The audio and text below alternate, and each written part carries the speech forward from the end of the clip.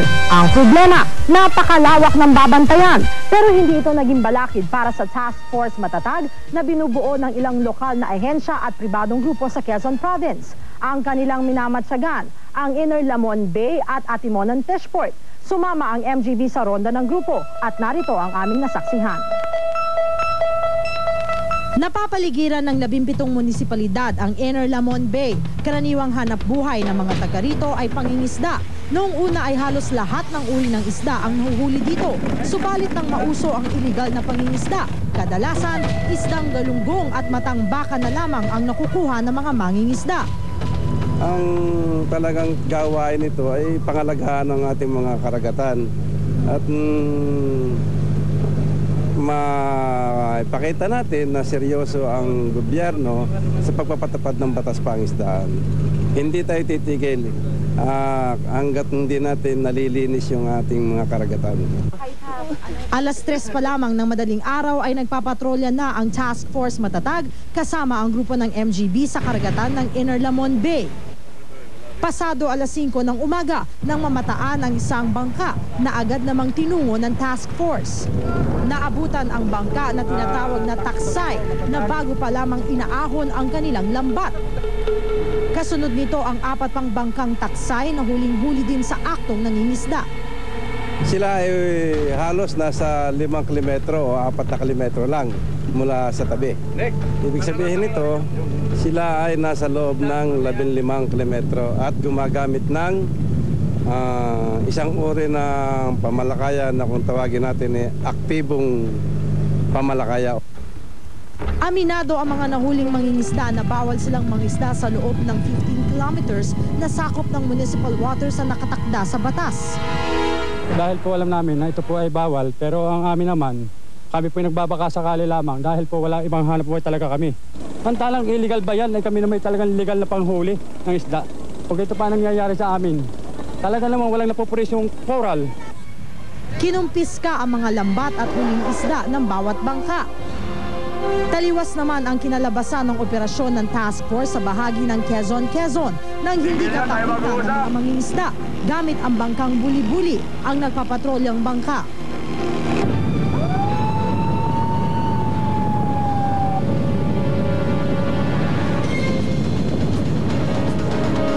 Patayin mo mga kita! Patayin mo! Patay! Patay!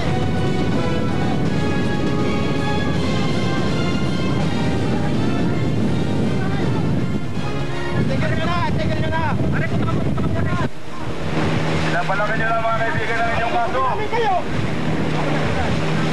Pinapalaki nyo ang inyong kaso. Halos tumagal ng 1 oras ang nangyaring habulan sa karagatan hanggang sa mapadpad ang bangkang buli-buli sa pangpang ng barangay Lagyo, Gumaka. Kapansin-pansin pa din ang pagsasawalang bahala sa batas ng mga mangingisdang ito.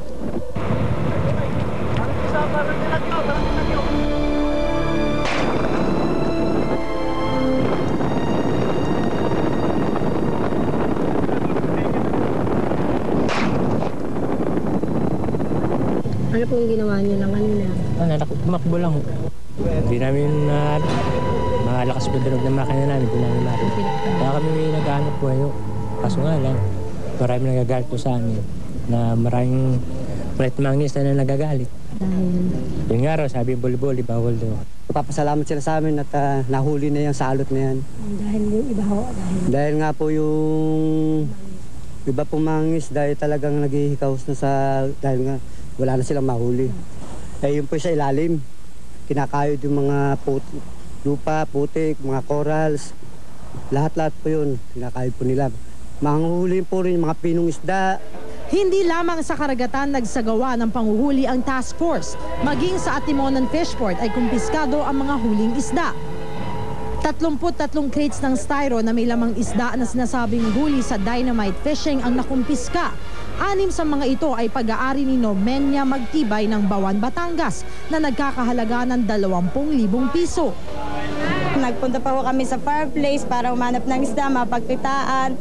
Bago ganito sasalubong sa amin, ano ba ito? Hindi na po kami pupunta dito dahil alam po namin na illegal yun. Bakit pa po kami sasabak? May nagdala po sa akin dito. Hindi ko naman po alam na putok. Aware po talaga. Pero hindi naman po namin alam kung putok yun or ano. O hindi. Dahil pareho din naman ang itsura nila eh. Sa mga isdang walang kaliskis, mahirap naman malaman kung ito nga ba ay huli sa putok. Kinakailangang hiwain pa at tignan ang mga lamang loob nito. Mapapansin natin yung internal organs ng isang isda ay halos durog na. Yung bladder niya, wala na. At saka itong dugo nito, reddish-brown ito in color. Ibig sabihin, hindi niya nakaya yung pressure.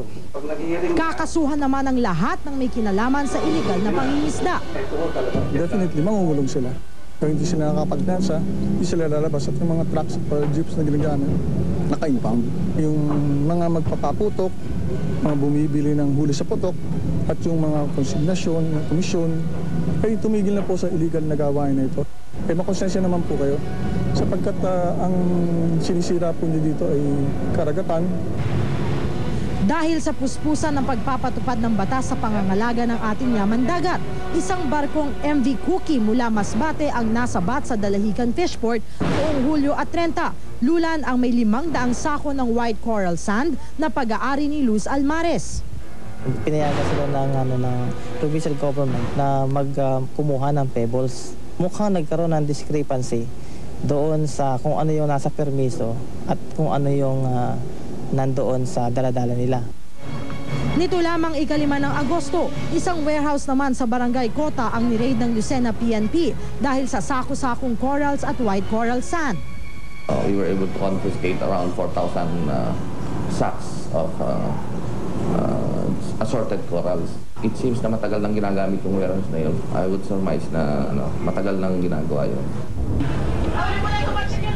Galing din umano sa Masbate ang mga nakaimbak na sako ng corals at white coral sand. Nakasaad naman sa Republic Act 8550 na lahat ng lumabag sa batas na ito ay maaaring makulong ng 2 hanggang 10 taon at may multa ng 100,000 hanggang 500,000 pesos. Magiging warning sa kanila ito na umiwas na sa ganito activity. So, makikita nila na intensified ang campaign natin sa ganito na nakakasira ng ating aquatic resources. So kung mawawala itong mga ito na siyang panirahan at pangitlugan, itong mga yamang tubig, medyo hindi tayo magtataka na patuloy na bababa yung production ng ating isda at lalong maghihirap ang sambayanan.